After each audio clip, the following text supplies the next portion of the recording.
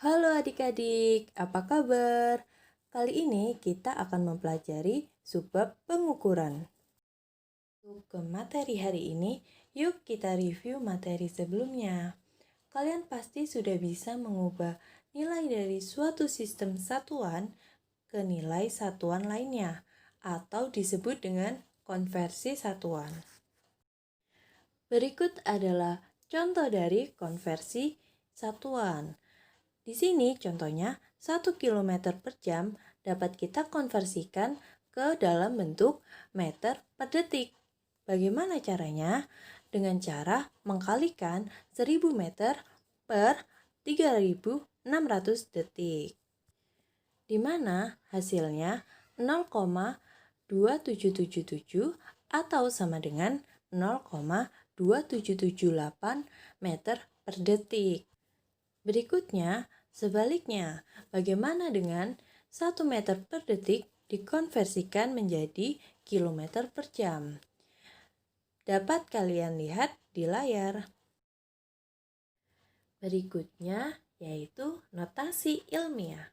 Notasi ilmiah merupakan cara penulisan hasil pengukuran dalam bentuk 10 berpangkat. Notasi ilmiah digunakan untuk mempermudah penulisan angka yang sangat kecil maupun angka yang sangat besar. Notasi ilmiah dapat dirumuskan dengan A dikali 10 pangkat N, di mana A sendiri dalam satuan dan N adalah bilangan bulat.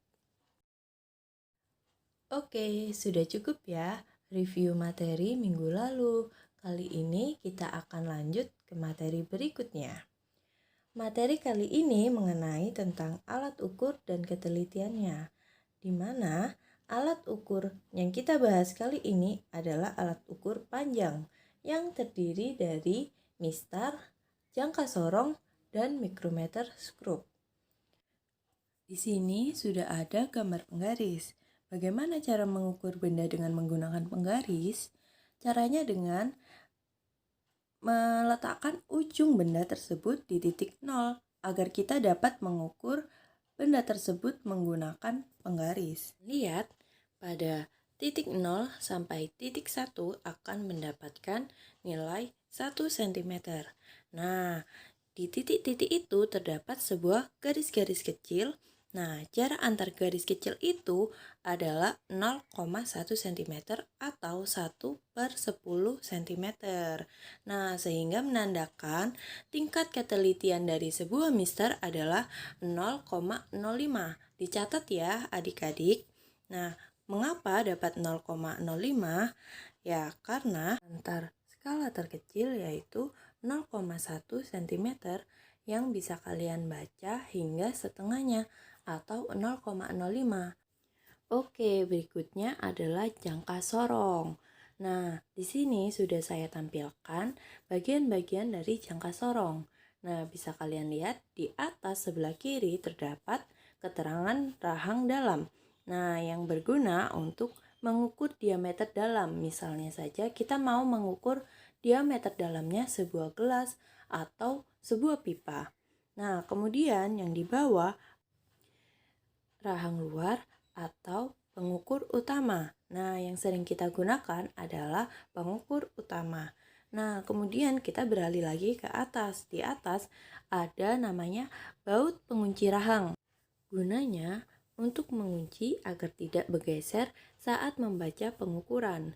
Nah, kemudian kita bergeser ke sampingnya, ada keterangan skala utama, di mana skala utama adalah skala yang sering kita baca terlebih dahulu. Nah, kemudian ada skala nonius yang berfungsi untuk membaca akurasi hingga 0,05. Kemudian di ujung paling kanan terdapat tangkai ukur kedalaman yang gunanya untuk mengukur kedalaman suatu benda. Langsung aja bagaimana cara membaca jangka sorong. Nah, di sini sudah saya kasih gambar contohnya. Nah, cara utamanya yaitu membaca skala utamanya. Skala utamanya di sini 2,1, di mana angka yang paling dekat dengan garis 0 pada skala nonius di sebelah kanan. Nah, kemudian kita membaca skala noniusnya. Nah, di sini skala noniusnya menunjukkan 0,03 cm, di mana terbentuknya garis lurus dari skala utama ke skala nonius yang paling dekat dengan 0 atau yang paling kiri. Kalian lihat pada gambar, jarak antar skala terkecil yaitu 0,01 cm, sehingga tingkat ketelitian dari jangka sorong adalah 0,005. Nah, dari mana didapatkan? Nah, dari 0,01 cm dibagi dengan 2 akan menghasilkan 0,005 cm.